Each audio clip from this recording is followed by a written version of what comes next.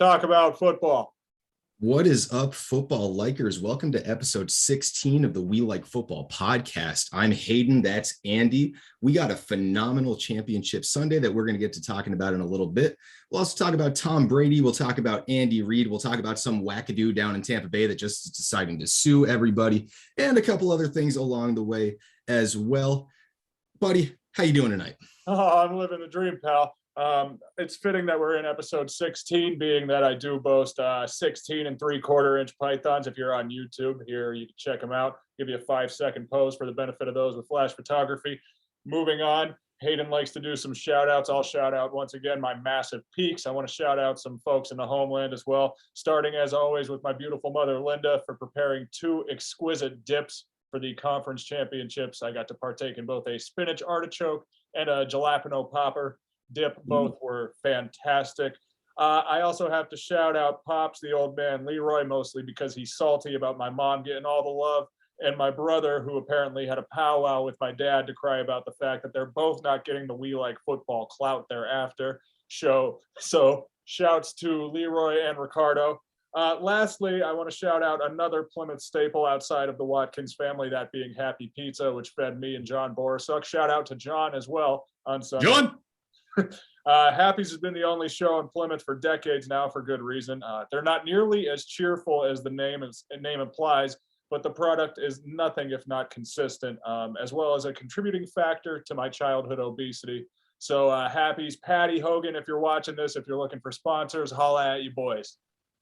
Oh man, the people at Happy's certainly are not happy. Would love to partner with them. If you are looking to advertise somewhere, look no further than the We Like Football podcast. I'll piggyback off of you. Shout out to Linda and Leroy and Dick. Nice to see you all. Shout out to my mom and stepdad as well, my in-laws, also all of our friends and family who listen.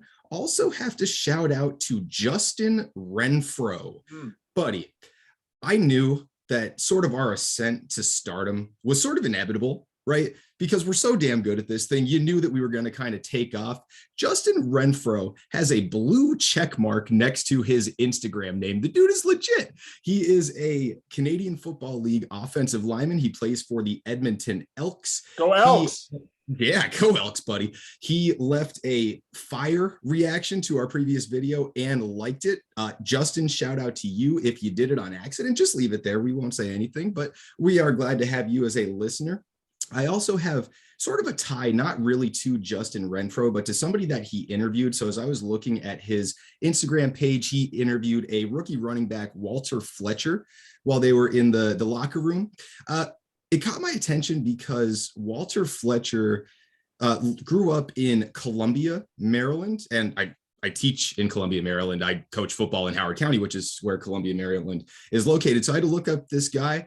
He played football at Centennial High School. It's somebody in our county, like I mentioned. It's a team that we have played. I remember being a young coach and seeing a stud running back for that team and being like, that dude's really good. Now looking back, I believe that was Walter Fletcher. But again, shout out to you, Justin Renfro. Also have to shout out Mr. Douglas Shook. Yeah, buddy. Mr. Douglas Shook liked our or followed us on Instagram. I should say Mr. Douglas Shook is a mathematics teacher at Wyoming Valley West High School in scenic Plymouth, Pennsylvania. I used to sleep through his class my senior year of high school. I believe he taught me trig. I was able to do so, of course, because I was able to copy my answers off of this girl that I was trying to get with, who I've now been married to for 4 years, and is probably pissed off that I'm waking her up when she's trying to sleep in our bed. So shout out to you, Mr. Shook.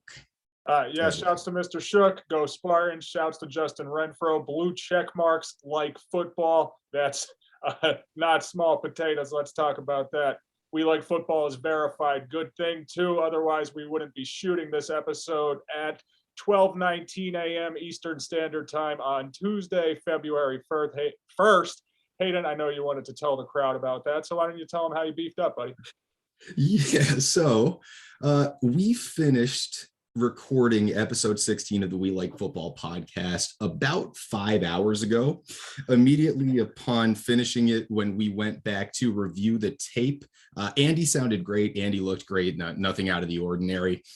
I sounded like I was on an Apollo space mission. I don't know what happened with my microphone, but the audio was absolutely unbearable. It wasn't something that we could put out because it would just make people suffer. It wouldn't be something that we'd be happy with. And honestly, nobody would be happy with it. So here we are. Like you mentioned, it is 12:20 a.m. and we are here to do a little deja vu. We are back at it. This is our second attempt at episode 16 of the We Like Football podcast. I guess I'm excited to get back into it again. Yep, these folks are in for a treat. We got our rehearsal out of the way, so we are ready to rock. This is going to be the best episode yet, or not. I don't know. Who cares? Anyway, we're going to talk about the football now, starting with Tom Brady's retiring. Or is he? He might not be. He might not be. So Saturday afternoon, ESPN's Adam Schefter reported Jeff Darlington Jeff Darlington doubled down on that shortly thereafter that Tom Brady intended to retire. The bigwig networks, the ESPNs, the NFL.coms, they all ran with the story as though it were fact. You saw the ticker on ESPN. It said, Tom Brady retiring after 22 years. 7-time Super Bowl champion retires with most touchdown passes. 5-time Super Bowl MVP retires with most passing yards. Attach a couple. It was like yearbook awards, like Tom Brady. Just attach one here and one there, and yeah, he's gone by. Anyways, Tom Brady's father, among others, were quick to dispute that claim.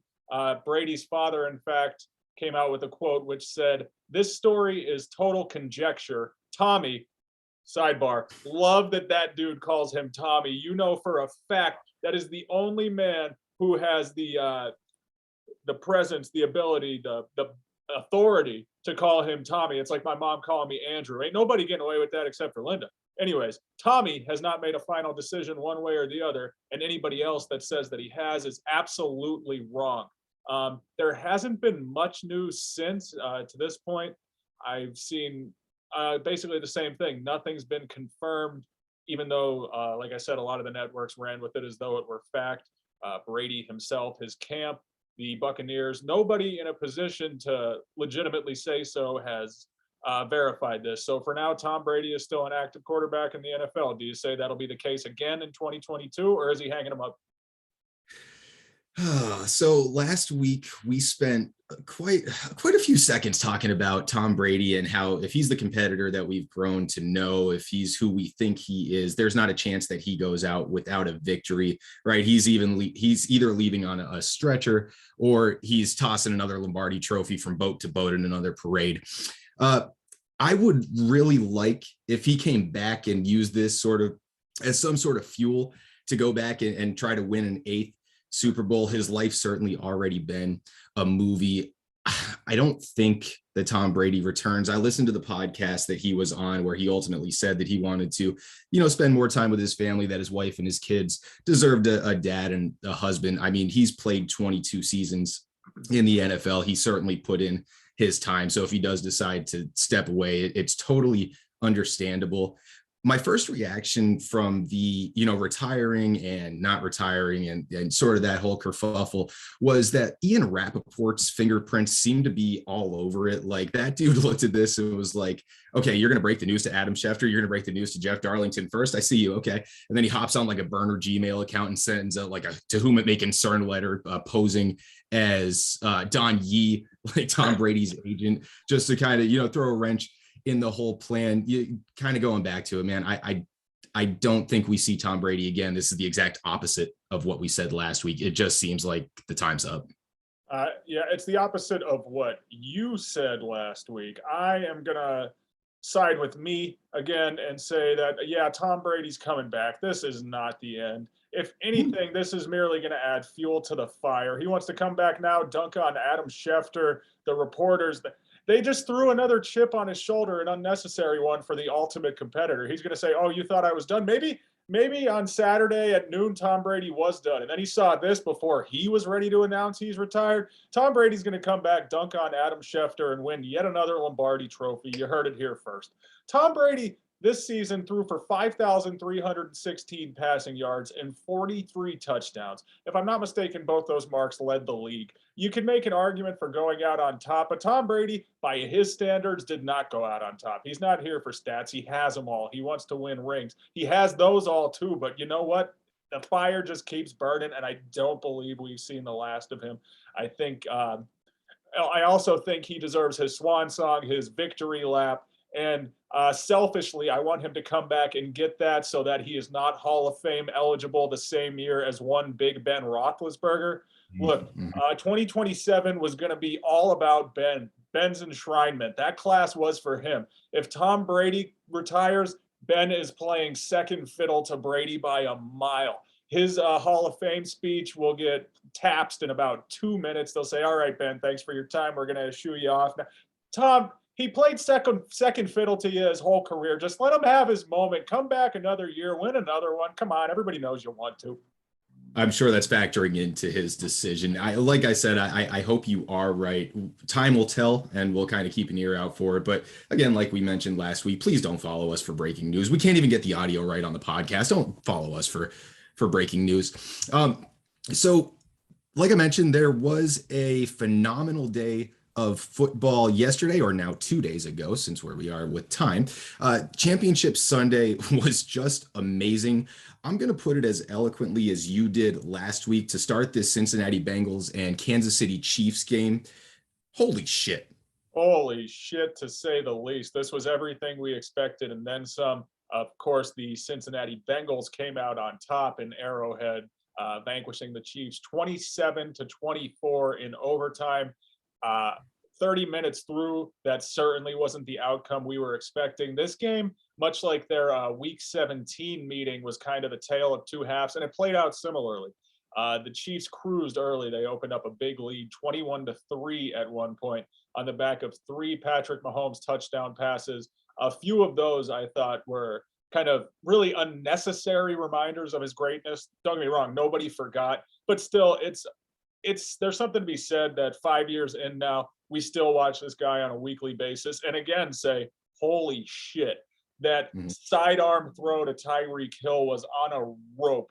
Absolutely one dude in the NFL can make that throw. It's Patrick Mahomes. Maybe Josh Allen. Anyways, he had another one, a scramble drill that ended in a touchdown to Travis Kelce. And it's just the kind of, you're watching and going, well, that's just unfair. How do you stop that?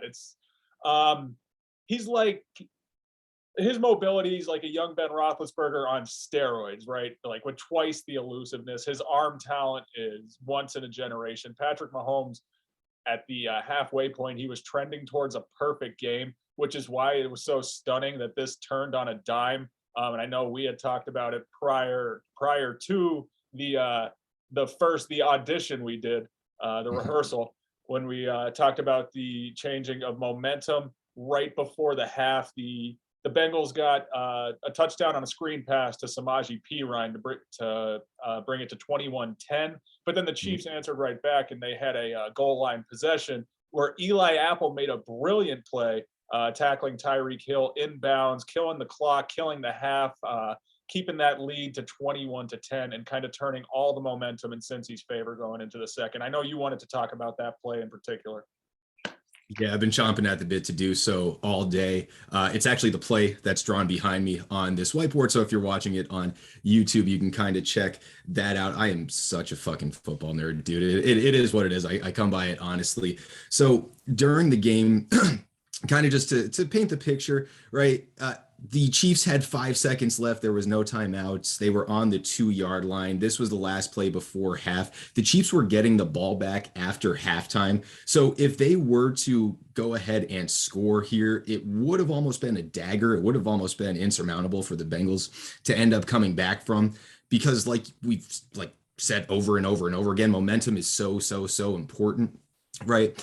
Now, the broadcast mentioned a bunch of times that this was a stupid play on Mahomes, that he's going to be kicking himself, that he didn't take a shot to the end zone. And I kind of bought into that for a second, but I went back and watched this play over and over and over again.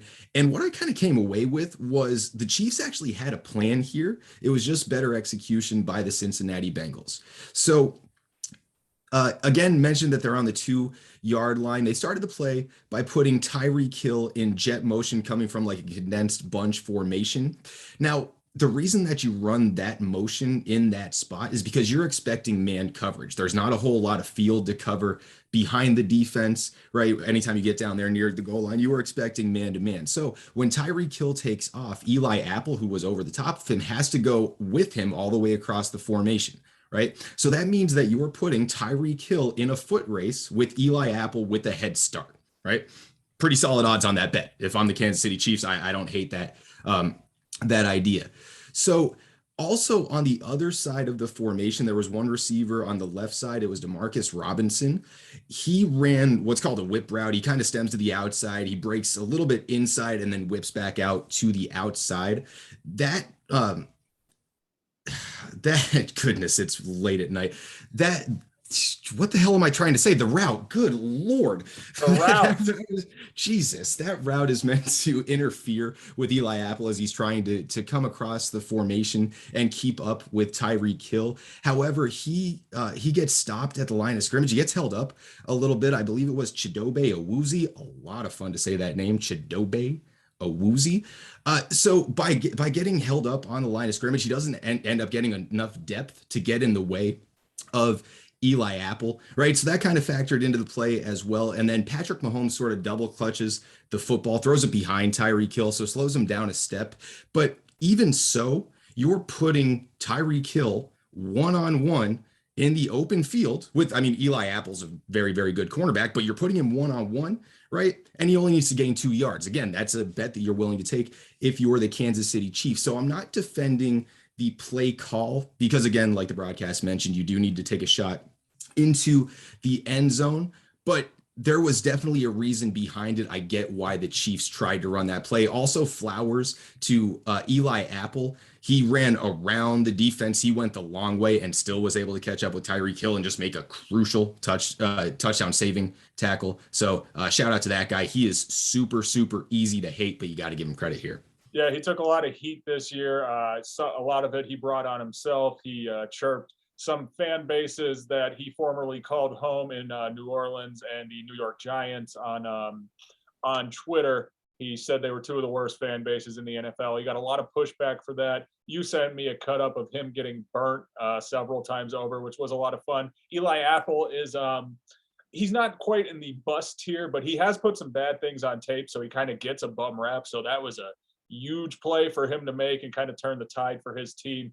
To piggyback off what you said, kind of defend that. If the Chiefs play things conservatively, right, if they throw to the end zone and it incomplete or knocked down or what have you, and they kick a field goal, it's still a 2-possession lead, 21-10, 24-10. It's still 2 possessions, right? They knew they were getting possession after the break, so they were trying to go for the jugular. 28-10 sounds a lot different. It's a lot tougher to overcome, especially knowing you're getting the ball after the break. In this instance, it's just kudos to Eli Apple, Cincinnati, for coming up with a colossal play. And boy, was it one they needed. Momentum seemed to turn completely with that stop. We kind of saw it the week prior in Tampa Bay and LA when Tampa Bay got their own goal line stop on Cam Akers. They came out in the second half on fire. They couldn't close. They couldn't complete the comeback. Kansas City, no such luck. Cincinnati was all gas, no brakes in the second half. They dominated Kansas City by every metric. They had a couple of big turnovers. Defensively, they were a wagon. The Chiefs were on fire in the first half. Mahomes was trending towards a perfect passer rating. In the second half, not even close. They sacked him 4 times in total. Sam Hubbard, Trey Hendrickson combined for 3.5 of those. They got 2 interceptions. One was B.J. Hill, the big D tackle, got an interception and took it, I believe, within the shadow of the KC red zone. So he set up his team well. And of course, Joe Burrow, Joe Shiesty, Joe Cool, and Jamar Chase were unreal. Again, they've emerged as one of the best young connections. Screw young connections. They're one of the best quarterback wide receiver duos in football. We don't need to put any disclaimer on it. There's no these two for best young. No. They're among the best in their positions in the NFL right now. That's why they're in the Super Bowl. Those were the 2 big additions this year, right? Sorry, I'm rambling a little bit. But Joe Burrow to Jamar Chase, that back shoulder, again, it led to a touchdown. This time completely unguardable every week. We see these two do it. The chemistry is on another level. It's on par with Mahomes and Hill. It's on par with Rodgers and Adams. They're up there. It hasn't been long, but we've seen enough to say it indisputably at this point. So anyway, Cincinnati on both sides of the ball were just lights out in the second half. They wound up pulling ahead and staying there. Then we got to the overtime. Everyone who was crying to change overtime rules, they kind of got their comeuppance this week because, again, the Chiefs got the ball and we all kind of assumed it was inevitable. Like, there goes Patrick Mahomes to another goddamn Super Bowl. You thought. Pat Mahomes threw a pick. Beautiful play by two Cincy DBs. Jesse Bates batted that ball out of Tyreek Hill's hands. Von Bell pulled it in, made a colossal pick to set his team up, set Joe Burrow, set Evan McPherson up for the winning drive and the winning kick. I know you want to sing Evan McPherson's praises once again, so I'll leave the floor to you. I do, but I got a couple more things to throw in about the actual game. There was a lot there. Right. So you mentioned that there was a field goal that put the Kansas City Chiefs into overtime. Ultimately, you mentioned the tale of two halves. Before that field goal, the drives ended in punt, interception, punt, and punt. The Kansas City Chiefs had nothing going on offense in the second half. Again, that last play at the end of the first half might have factored in to that. Also, that interception, BJ Hill being a defensive lineman, that's the first Patrick Mahomes interception in an AFC championship game. Imagine having that record being a defensive lineman. We love when fat dudes touch the football. Was very, very excited when BJ Hill came away with that one. In overtime, we will get to Evan McPherson. But before Evan McPherson got an opportunity to kick that game-winning field goal, there was a little bit of controversy again, and it was something that I pointed out to you and to a couple other folks that I noticed. Joe Mixon ripped off a run. He got out into open space, and he made a cut back inside. It looked like he either tripped over his own feet or maybe tripped over the foot of another Cincinnati Bengal, but regardless, he was never touched down. So he got up and started to celebrate the run, but again, never touched down. The Kansas City Chiefs are like, oh shit, there's the football. I'm going to go pick it up, right? So Andy Reid on the very next play calls a timeout, and the announcers, I believe it was Romo and Jim Nantz in this game, they're talking about how Andy Reid wants upstairs to look at the formation of the previous play where it actually was an illegal formation. There was a receiver that was covering up an inline tight end. That is an illegal formation, but that's not reviewable. But the reason that Andy Reid called that timeout was because he saw what I saw was that Joe Mixon was not touched down. The Chiefs could have had an opportunity to win this game. If they do end up reversing that call, it's a totally different ball game. Yeah, absolutely. Especially because at that point, it's next score wins, field goal or otherwise. So like you said, huge call that wasn't. I don't think, and people are quick to say the NFL's fixed. The fix was in. The refs gifted Cincinnati because it's the story Roger Goodell wrote this year. Nah, it's human error. All right, it happens, especially for a team like KC.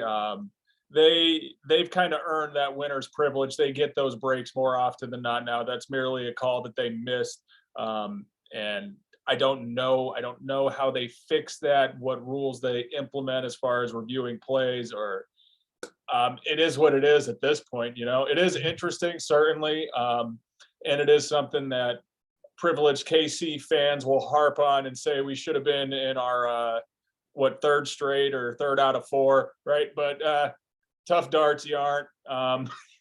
Look, I didn't have a rooting interest in this game, but I kind of felt myself leaning towards the underdog Bengals, just given the Chiefs are kind of that new dynasty with Pat Mahomes' obnoxious brother and a champagne spraying wife. They become, in spite of the quarterback's brilliance and his general likability, they've become easy to hate because of the company he keeps and those who kind of ride his coattails, so to speak.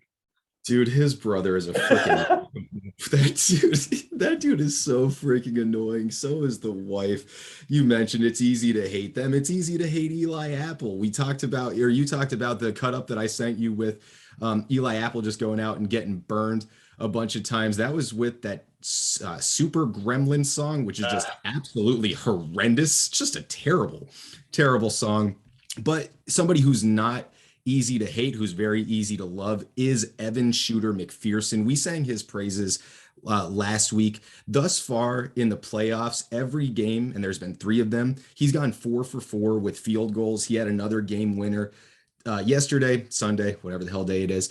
He was 22 or is 22 of 22 on the year. So Adam Vinatieri holds the record for most postseason field goals made in a single season. That was 14 field goals made in 2006. Quick math, 3 games, 4 field goals in each one of them. Evan McPherson right now has 12 field goals and another game to go out and break that field goal record. Could you imagine being a rookie and going out and breaking probably the best kicker of all time's record on your first year? Not bad. Not bad. Kudos to you, Evan McPherson. Certainly the best playoff kicker in Adam Vinatieri. That's, again, no small potatoes. Speaking of a guy who likes potatoes, who likes steaks, who likes burgers, who likes pizza, who likes, well, food in general, a jolly guy that no one has beef with, like, say, Jackson Mahomes. He's near and dear to Hayden's heart, and he's somebody we want to touch on a little closer. One, Andy Reid. We got a few player or coach specific talking points we want to dive into before we move on to the next game. So I'll just jump right in. Andy Reid. Hayden, buy or sell? Andy Reid is criminally underrated in terms of historical significance. Yeah, I'm inclined to buy this one. You mentioned Andy Reid is somebody that I love. He's not somebody that I hate like Jackson Mahomes or like that idiot that was spotted in the stands wearing a Cowboys hat and a Kansas City Chiefs jersey. That dude sucks. Oh, fuck that Andy, guy.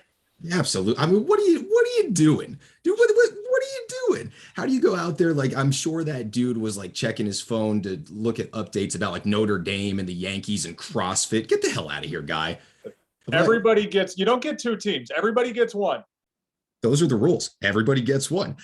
Andy Reid, right? So I'm going to buy that Andy Reid is underrated in terms of historical significance. And like, I had to think about this for a second because I know that Andy Reid is ultimately heralded as like this great coach. He spent 23 seasons as a head coach, 14 seasons in Philadelphia, 9 of them in Kansas City. He has 17 playoff appearances. He has 1 Super Bowl win as well. It was noted, I saw this stat, that he's the first head coach since the merger to bring 2 different teams to 4 straight conference championship games with the Philadelphia Eagles and with the Kansas City Chiefs. I guess that doesn't necessarily bode well with the argument that he can never finish. But if you kind of compare his numbers, and we will in a little bit, to some of the greats, the Hall of Fame coaches, a lot of them have 1 Super Bowl as well. So I am going to say that as the like Mount Rushmore of coaches go, Andy Reid's probably in that conversation. Yeah, I agree. It's maybe criminally underrated is too strongly worded. I don't know, but I think Andy Reid just kind of doesn't get the roses, get the respects that he undeniably deserves at this point. And I think that's he's kind of a prisoner of the Bill Belichick era, right? Nobody else kind of gets the same accolades, the same adulation that really they should in an era where Bill Belichick has dominated so thoroughly. And that is unfortunate. It's unfair because Andy Reid has been on par with some of the best coaches in NFL history, and the numbers back it up. He has 16 seasons with 10 or more wins, 17 playoff berths, 9 conference championship appearances. Of course, that 1 Lombardi, 233 regular season wins. That's 5th all time, trailing some all time greats like Don Shula, like George Halas, like Bill Belichick, like Tom Landry. So I'll say again, Shula, Halas, Belichick, Landry. Next up, Andy Reid. Again, that is elite company. It's time we need to put him in that category, especially now what he's done in the second half of his career. It's been arguably even better than his actually throw out the arguably. It's been better than his Philadelphia tenure. Mm-hmm. Oh yeah, undoubtedly. Now I know that maybe one of the cons, or maybe like an argument that could be made against, is like, Andy Reid's playing with house money. You look at the modern Chiefs, they have an embarrassment of top tier talent. Patrick Mahomes, Travis Kelce, Tyreek Hill, they're all top 2 at their position. And I mean, that's not incorrect, but we got to remember that Andy Reid also did this in the early 2000s with guys like, of course, Donovan McNabb and Brian Westbrook, who've been on the Hall of Fame ballot since 2016, but also dudes like James Thrash and Freddie Mitchell and Todd Pinkston. Like, I'm not a snob. I'm an Eagles fan. I liked watching those guys, but they're certainly not cream of the crop. So, I mean, you could make the argument that, yeah, Andy Reid is a better coach because he's had great players, but you could also say that these great players have benefited from having Andy Reid as their coach as well. There was an example of this with a podcast that I was listening to where Michael Vick came on and he was talking about his time being incarcerated for the whole like dogfighting thing. And he got reached out to, or his agent got reached out to by the Buffalo Bills and the Cincinnati Bengals. And he sort of went back and forth contemplating, but he said as soon as Andy Reid and the Philadelphia Eagles called him, he told his agent, like, you have to get me there. Michael Vick was a generational talent. I mean, I know what he did off the field wasn't great, but that dude was a generational talent. So to have somebody like that sort of vouch for Andy Reid and be like, yeah, I got to go there and play with that guy, I think that kind of speaks to the type of coach that players think that he is. Yep, I think you're right. Andy Reid, we got love for you, big man. We like food too. Hit us up. You want to go get something to eat? We're always down, buddy.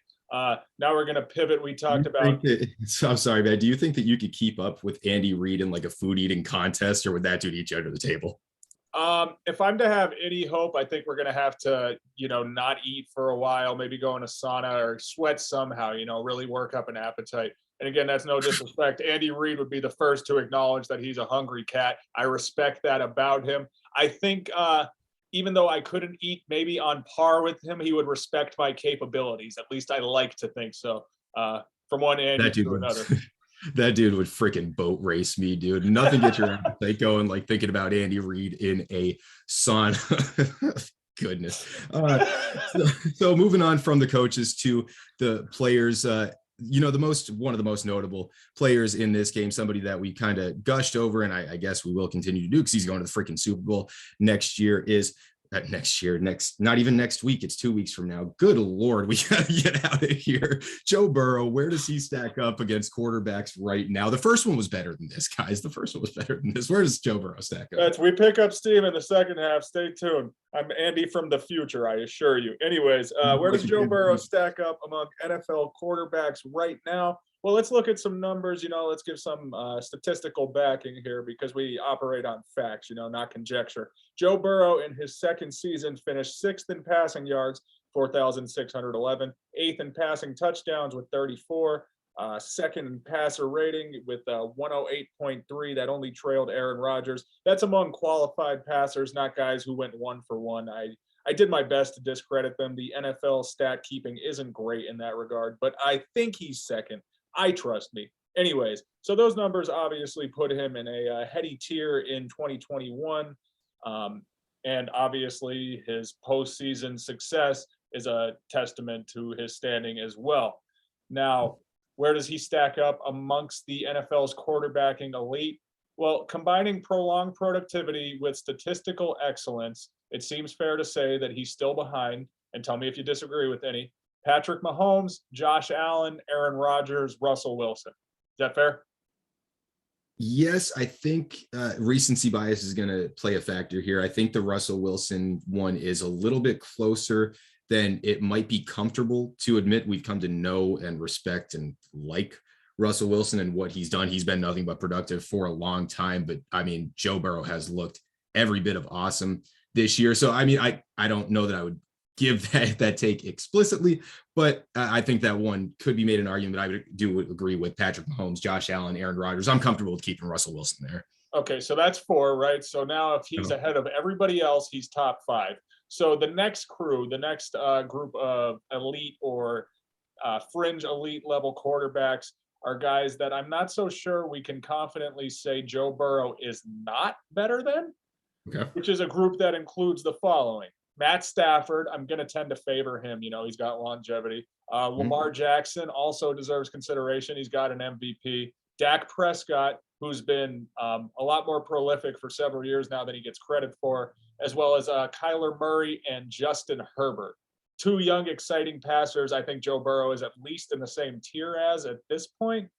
Where do you think he stacks up in that? At least middle of the pack, right? Yeah, if not towards the front of it. Like you mentioned, so Lamar Jackson, he does have an MVP. He also missed a lot of time this year. The best ability is availability. Now, obviously, like as an athlete and as a quarterback, they're 2 totally different styles of players, right? But I think that could be a conversation to be had. Dak Prescott, kind of the same breath. Kyler Murray and Justin Herbert, both two young, electric guys. I would agree that Matthew Stafford is probably still above Joe Burrow, but like none of these are clear cut. I would say that this is sort of the tier that's not like the pantheon. Yes, and after that, you kind of go with a hodgepodge of guys that I can't confidently say any of are better than Joe Burrow. Some of them have longevity, like a Kirk Cousins or a Derek Carr, Ryan Tannehill. Are you really going to take any of those guys over Joe Burrow? I don't think any of them have shown like number one overall pick level ability like Burrow has to this point. No, I don't think I would take any of those guys over him. Now, I mentioned availability is the best ability. Of course, Joe Burrow tore his ACL after playing in 10 games last year in 2020. Overall, in 26 games, he has 68% completions. He has about 7,300 yards, 47-19 touchdown to interception ratio. So definitely not bad. The only thing that I get cautious when I see these young guys, especially in their first couple of years, my favorite quarterback to talk about of all time on the We Like Football podcast is Carson Wentz, of course. If you remember in 2017, how could I let you forget? He was an MVP favorite. He had a 33-7 touchdown to interception ratio. All I'm saying, I don't think Joe Burrow, and I definitely would not wish that Joe Burrow kind of goes the same route as Carson Wentz. It's just, we got to see him do it. It has to be sustained in order for him to be in the same breath as some of these other guys that have done it for a long, long time. But again, if we're just looking at it in a vacuum right now, right, he's in a lot of conversations. And deservedly so. Anyways, we're going to pivot to the next game because it's now 12:51 a.m. on Tuesday, February 1st. Time is flying. So we'll talk about the NFC Championship, pitting the San Francisco 49ers against their division rival Los Angeles Rams. This game was kind of what we expected, a defensive slugfest, a lot of fun to watch if you're into that sort of thing. The Rams managed to pull it out after a tough first half. They didn't look their best. It looked inevitable that the Niners were going to beat them for a 7th consecutive time, but the Rams showed a lot of moxie, a lot of fight. That championship acumen that Sean McVay seems to have built within them, Matt Stafford has activated. He's ascended. He's a playoff winning, Super Bowl qualifying quarterback now. I want to lead off with that. Good for Matt Stafford. He toiled in Detroit for a long, long time. It's nice to see him get a chance to prove himself at this stage. Yeah, for sure. You definitely, you saw, Matthew Stafford and his wife kind of embracing after the game. I saw Sean McVay go up to Matthew Stafford and Andrew Whitworth after the game and just embrace. Like, you got to be happy for that guy. Did not take care of the football on that. I believe it was the first drive, second drive. It was a very early interception at the goal line. Mm-hmm. So that wasn't a great look. I want to actually talk about the quarterback on the other side of the field. So we talked last week about Jimmy Garoppolo and if he'd be good enough to kind of get the 49ers past the Rams, right? If he can kind of take them to the next level. We got our answer. He's not. He wasn't. If I'm John Lynch, I'm either in the market for a quarterback this offseason or giving Trey Lance the keys. The 49ers are set up to win now. I know they drafted Trey Lance super high. I get it, right? But if he doesn't show that he's your guy, you don't have these windows in the NFL, right? They last very, very shortly, right? You got to take advantage of them when you got him. Look, I know that Deebo Samuel put out a tweet to defend Jimmy G where he spelled crazy with a K and an X. I might not be up with the time. I really didn't quite get that. He spelled something else with an X today in a tweet also, but neither here nor there. Jimmy G doesn't cut it for me, man. Yeah, not even close. He did a suitable impression of a game managing quarterback in the first half and into the third quarter when he staked the Niners to a 17-7 lead, but you kind of felt like it could have been bigger, like he maybe necessarily wasn't doing enough. And then as momentum started to turn, he kind of wilted, right? They turned the pressure up and it showed in the second half. The Rams, who didn't register a single sack, yet it felt like they were all over Jimmy Garoppolo, especially those last couple drives after the Rams did knot things up, right? Because it was 17-17. Jimmy Garoppolo still had a chance, to put together a game-winning drive. and both times he wilted. On his last two possessions, he went 1 for 6 for -3 yards, and that critical interception to LA's Traven Howard, which obviously clinched the NFC title for the Rams. Like you said, Jimmy Garoppolo, he's just not cutting the mustard. This team is stacked. Otherwise, it kind of feels much like Tennessee, where Ryan Tannehill can do a good enough job to get you there, not fuck it up on the way. But in these critical games, it often comes down to quarterbacking brilliance. You know, who's going to shine bright when the lights are the brightest? Who's going to make those 1 or 2 throws a game that you need? Like Matt Stafford has seemed to do time and again to Cooper Kupp this year. Sorry, I'm going to pivot to the Rams side, the winning side. You know, I'm a winner. I want to talk about winners. Matt Stafford and Cooper Kupp were electric as they've been all year. Kupp had 11 catches, 142 yards, and 2 touchdowns. His trade buddy, his new number 2 in command, Odell Beckham, 9 catches, 113 yards. And another pass catching weapon who I thought showed well in kind of his first extended action was Kendall Blanton, filling in for tight end Tyler Higbee, who got hurt pretty early in the game. Kendall Blanton put forth 5 catches, 57 yards. Not a bad showing for that guy. Certainly wouldn't hurt to see him come up like that again if needed in the Super Bowl. Interestingly, Cincinnati's tight end CJ Uzomah went down as well.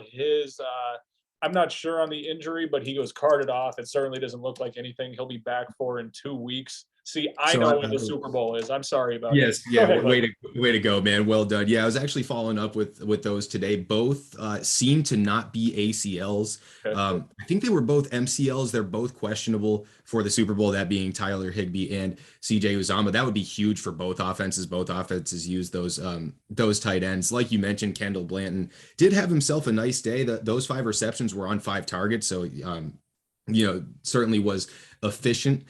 You mentioned you want to be a winner. I'll be a loser. I'll go back to the 49ers. In the first half, they rushed for 19 yards. Like I mentioned with Jimmy G not cutting the mustard. Usually Kyle Shanahan is able to scheme the run and sort of make up for Jimmy Garoppolo's deficiencies. In this one, Deebo Samuel had 7 carries for 26 yards. Elijah Mitchell had 11 carries for 20 yards. So they certainly did not help Jimmy Garoppolo out at all. I thought that the Rams looked like a better football team, although, like you mentioned, this one was very close for a long time.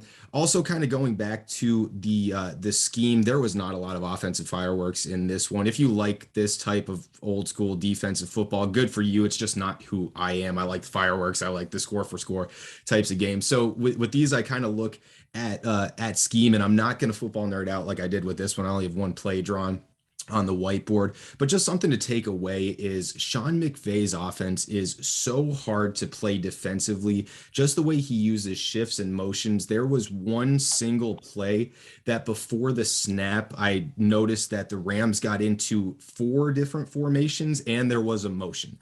So as a defender, you have rules, right? There's 3 receivers on this side. I do this. There's a tight end and the split out receiver. I just whatever, right? There's rules to what you're doing. That's 4 different times that you have to do that in your head before the ball is snapped, right? That can't be easy to line up to. Also, peep that the Rams ran a flea flicker screen to end the third quarter. Haven't seen that one. That was before. Cool. I like that a lot. Yeah, super high on that one. But kudos to the Rams.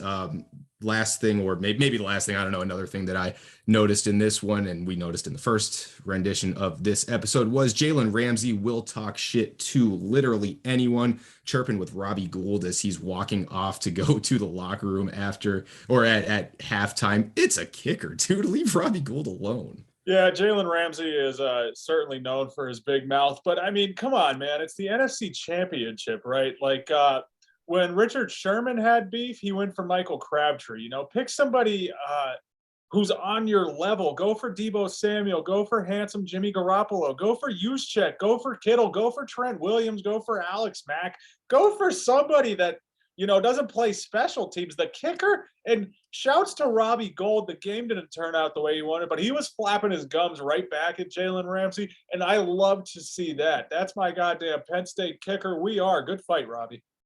Wow. Yeah, go at Trent Williams. Could you imagine? All right, Jalen, don't. Stick with the kicker.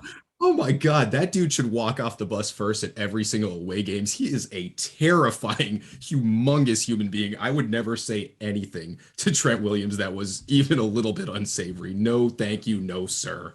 Yeah. Trent, Good God. you're doing a great job. Please don't hurt us. Anyways, shouts to the Rams, shouts to the Bengals, both advancing to the Super Bowl. We'll have a lot of fun things to talk about as far as that matchup coming up next week. Obviously, there's star power on both ends. We're going to talk about Cooper Kupp, Jamar Chase, Jalen Ramsey, Aaron Donald. There's stars galore on both sides of the ball. Excited to talk about that. But we'll unpack that next week because the Super Bowl, as we've noted again, is in 2 weeks. That's 2 weeks from today, Hayden. Well, Today, it was 2 weeks from Sunday, which was 2 days ago, because now it is 1 o'clock. When we said we were going to be done with this episode, it's currently 1 o'clock. We did not meet that deadline. but hey, we did wrap up the conference championships, which means we're now on to the fun stuff almost. First, we have a little more good Well, this is bookkeeping or fun. good business keeping. It's a lot of fun. This We do is want to fun. talk about one last thing, football related, before we jump into the fun stuff. And that is my favorite wide receiver, one Antonio Brown, who I understand plans on suing the Buccaneers.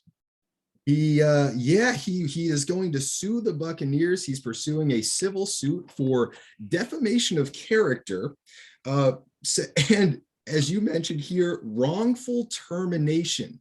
So this dude that like stripped down to his gotchis and ran across the end zone, that's a wrongful termination. The Bucs were not right to do so. What the hell is Antonio Brown doing, dude?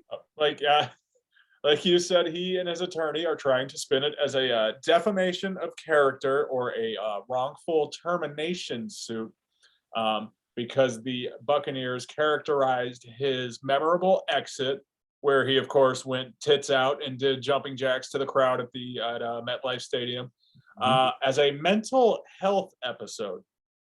He's sticking to his guns, however, that this outburst was caused by the Bucs and Bruce Arians demanding that he play with an ankle injury. Does he have a leg to stand on? Nice play on words, dude. An ankle injury. Does he have a leg to stand on? Oh, good Lord. I don't. Look, okay, I am not a lawyer, just something else that Antonio Brown kind of said before we get into these hilarious text messages. Antonio Brown claimed that the Bucs offered him $200,000 to sideline himself and commit to getting help. If you're passing those out, I'm willing to sit on your sideline and get some mental health. I'm good with that. Maybe don't track the ball as well as Antonio Brown. Neither here nor there. Of course, Antonio Brown responded with saying that it wasn't a mental health episode and that he had mental wealth. That's right. Mental wealth. Good for you, AB. Listen, the man made stacks. He has some kind of wealth. We know that, at least for now. He certainly feels like a guy who would inevitably end up on 30 for 30 broke, because we've seen the Wraith, the Rolls. Antonio Brown, I believe, showed up to camp in a jet one year. These expenditures can't be cheap. I would encourage him not to pursue this lawsuit and not have to pay the legal fees, because I don't think it's going to end well for him.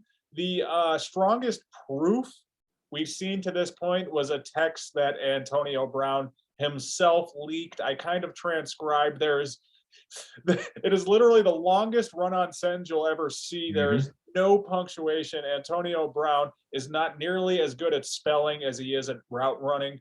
But the text read something like, and again, this was a text message to Bruce Arians. Antonio Brown tried to leak and expose the old ball coach. He says, with a picture of him doing some PT on that injured ankle, he says, "I'm all in, coach. Really can't get to full speed. I want to win, want to be there. If I wake up tomorrow feeling better, I'll be ready.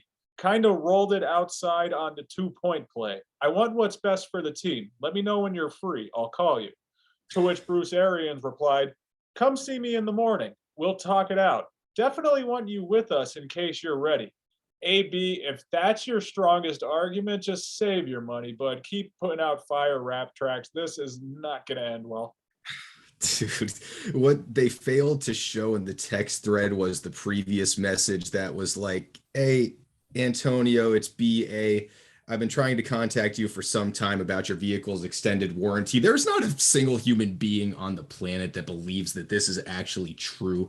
When he actually put it out, it was just hilarious. And now to have this be like the argument that you're going to use in a lawsuit, it's awesome. Let's go back and relive Antonio Brown's issues because it's just so much fun.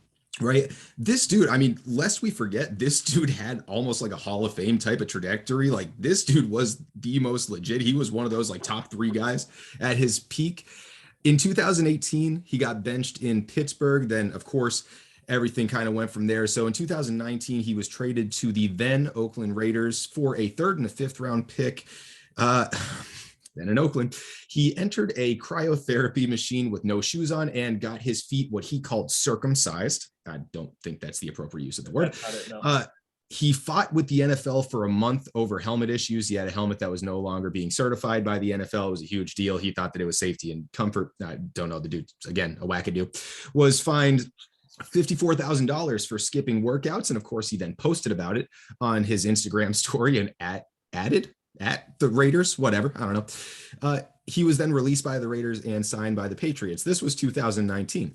2020, he got sued by a former trainer for sexual assaults. And then, of course, he attacked the driver of a moving company truck. He was ultimately suspended 8 games for all of that nonsense. 2021, he was suspended for supplying a fake vaccination card. He was outed by his live-in chef that he refused to pay for whatever reason. The chef was like, all right, dude, you're not going to pay me. I'm just going to tell everybody you're not vaccinated. And then it ultimately screwed Antonio Brown. And then, of course, 2022, we got the wrongful termination of Antonio Brown when he had mental wealth and stuck his tits out at MetLife Stadium. What a life. Let that be a lesson to you kids. If you have good enough hands and you're a good enough route runner, you can get away with almost anything. Antonio Brown has 12,291 career receiving yards and 88 total touchdowns. I bet you he'll be back next year with the Dallas Cowboys catching tutties. Talent goes a long, long way in the NFL, and I'm praying AB is back because, boy, that saga is never, ever ready to end. I am so entertained by him. I love him so much. AB, so much fun, never change. We're going to move on to some more fun stuff before we get the hell out of here because now it's 1:07 in the morning. Anyways, Hayden, we'll do a signature game of ours. Start one, sit one, cut one. Me and Hayden both, couple beefcakes, couple of meat eaters. I'm going to go with pizza toppings. We don't do vegetables, right? We're meat eaters, carnivores, all beef. Start one, sit one, cut one. Pepperoni, sausage, bacon. Talk to me. Yeah, like you mentioned, it's always meat. It's never vegetables. If it is a vegetable, it's an onion, and that's few and far between. And onion's certainly not the only topping on my pizza. It's mixed with other stuff. I'm going to start bacon. And simply because that just sounds right, you should always start bacon if bacon's an option. Bacon's awesome. It makes everything better. Extra cheese and bacon is just the most phenomenal phrase that you could ever hear. So I'm going to start bacon. I'm going to sit pepperoni because it's old reliable. It makes literally every pizza better. Last week when we were doing our start one, sit one, cut one with pizza places, we cut Little Caesars. You could give me Little Caesars pepperoni pizza. It's okay. You give me plain Little Caesars pizza. I'm not having it.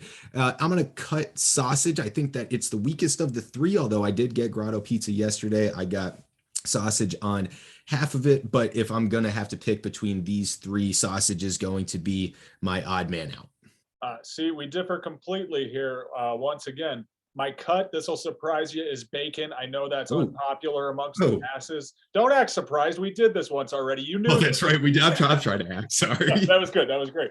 Anyways, I'm cutting bacon. Now, don't get me wrong. Bacon pizza, when done well, is exquisite, right? When it's cooked full, crispy. My problem is it often comes out way too chewy and you wind up, right, your way through the pizza. That's no fun. We don't like that, right? So I'm cutting bacon because there's too much variance. I'm sitting pepperoni. Like you said, it's old, reliable. It's not my go-to per se, but it's safe in a pinch. It's never going to let you down, right? Pepperoni pizza almost wherever you go.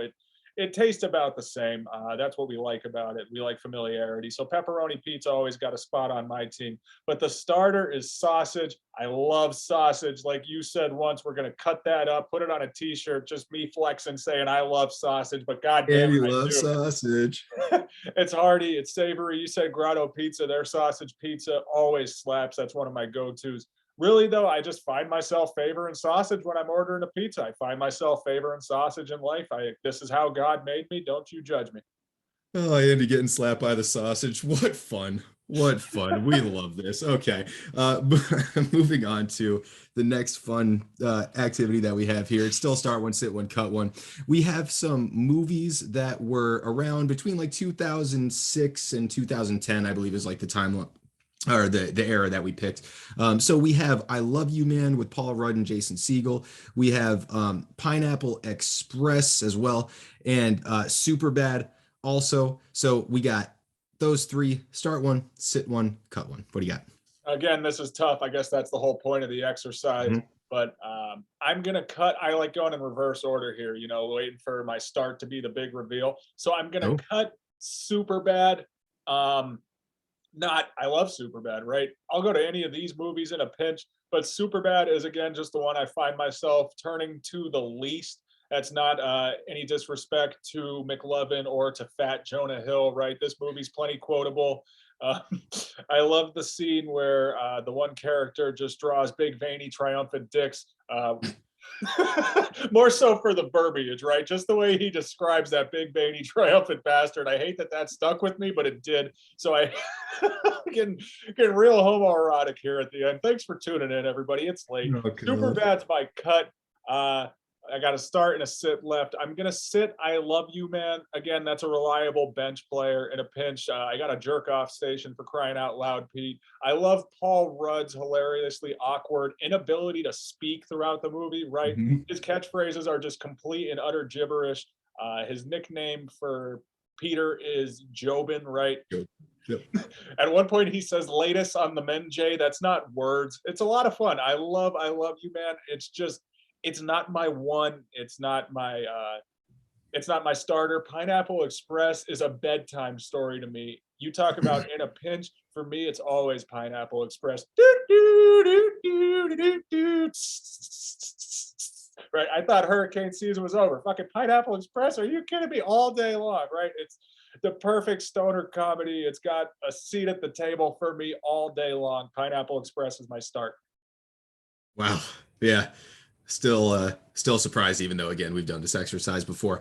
I Love You Man is my favorite movie of all time, and all of these movies are super quotable, like you mentioned. But I Love You Man is my favorite movie. I don't care about the critics. I don't care about Rotten Tomatoes. I don't care about any of that stuff. I remember watching I Love You Man with you in your bed. And now that I say it out loud on a public platform, it kind of makes sense why people in high school thought that we were going to get married when we got older. But I remember watching that movie in your bed. That was like the third time that I had seen it in a week. It is just phenomenal. Slap at a bass. You're a whore, Peter. It's my easy sit. Now, Pineapple Express and Superbad. Wait, did I say easy sit? It's my It's easy your start. easy start.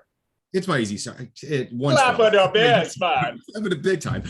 God, Pineapple Express and Superbad are both super quotable as well. Like Pineapple Express, linger, man, linger, or dopest dope I've ever smoked for sure. And Superbad has one of the most underrated throwaway lines.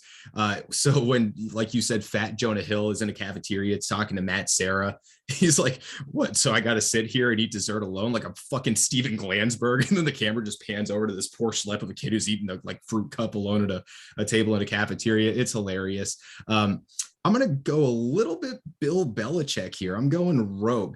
I'm gonna cut both of them. I'm cutting Pineapple Express and I am cutting Superbad. Now, I can go to the park. I can find a 5'8" white guy who runs slants well enough. I could pay him a sack of potatoes. I don't have to pay him the premium of like the star power of a Pineapple Express or a Superbad, and we are going to be super successful. So my Julian Edelman, my Wes Welker here is Tucker and Dale versus Evil. I will say it again for the people at home. Tucker and Dale versus Evil. That has a spot on my team all the time. I believe this was a 2010 movie, so that's why I kind of kept it in here. It is hilarious. It's like a spoof of a scary movie where half of the actors think that they're like half of the actors think they're in a scary movie, they're like getting killed, and they're getting abducted and things like that. And then the other half are just these like two country bumpkin dudes who are hilarious, who are just trying to like clean up their cabin. It's so much fun to watch. If you have not seen Tucker and Dale versus Evil, you're doing yourself a disservice. Go see Tucker and Dale versus Evil. That's got a spot on my team as my sit. I knew you'd lobby for it come hell or high water. I actually edited out of this list just because I thought the other three had more similarities and were maybe a little more well known. That's no disrespect or discredit to Tucker and Dale. Like you said, it is a lot of fun. Tucker and Dale are lovable country bumpkins, and those damn college kids, right, have no clue that they don't intend to murder them. It leads to a lot of hilarity, a lot of hijinks. Seek it out, like he said. I have the DVD. I know much of our fan base is local. I'd be happy to loan it out. It'd be kind of like a celebrity meet and greet sort of thing, right? A star like me would be happy to lower himself to meet our humble audience such as you. That is philanthropy, buddy. That is philanthropy. Yes. I love it. All right. Lastly, before we get the hell out of here at 1:15 on the morning on Tuesday, February 1st, Aiden, hike it or spike it. Wrestling a grizzly bear is safer than fighting Bobby Lashley in hand-to-hand combat. Like it. Sorry, I couldn't forget to say it. I forgot to say it the last two episodes that we've done. I'm going to hike this one. I am not a wrestling fan. I tried to pretend to like wrestling when I moved over from a Catholic elementary school to a public middle school, just trying to fit in, just trying to make friends. And was very quickly like, wow, this fucking sucks. I don't want to watch this at all. But the podcast that I mentioned before that Michael Vick was on, they had Bobby Lashley on. I guess he wrestled Brock Lesnar this week, which holy shit, that's got to be terrifying. But I was like, okay, let me just Google Bobby Lashley because I remember him being a big dude. Oh my God, that dude is massive. He has muscles in places where muscles should not grow, and they are all gigantic. He was in the military. He's also fought in MMA along with wrestling. I will take my chances with the grizzly bear. I'm not winning either of them, but I'm going to take my chances with the grizzly bear and not possibly do anything to piss Bobby Lashley off. Yeah, you're not capping. Bobby Lashley has muscles on his muscles. He really, really likes to work out. Like, holy fucking shit. You got it. You did it, dude. You're there. Just fucking relax. Go to Taco Bell. It's fine. Right. But I'm something of a strategist, right? I'm more than just brawny and handsome, right? I use my brain in conundrums like these. So I'm actually going to spike it and favor the grizzly bear for one simple reason. I've watched America's Funniest Home Videos, right? R.I.P. and peace, Bob Saget, by the way. Oh, God, yeah. That's a tragedy, yes. America's dad, yeah. Yes, absolutely. But I've watched America's Funniest Home Videos, and you know what they have time and time again? Dudes Wrestling taking nut shots. Oh, I'm sorry, wrong guess. No, there is a noticeable lack of grizzly bears, right, in pain compared to dudes getting hit in the nuts, right, and reacting in utter agony. Do I love my chances in either scenario? Yes, of course I do. That's besides the point, right? But I'm going to spike it. I'm going to favor me against Bobby Lashley for one simple reason. I can fight dirty and kick him in the nuts. Andy is using high school health class to play chess and not checkers. I love it. I love it.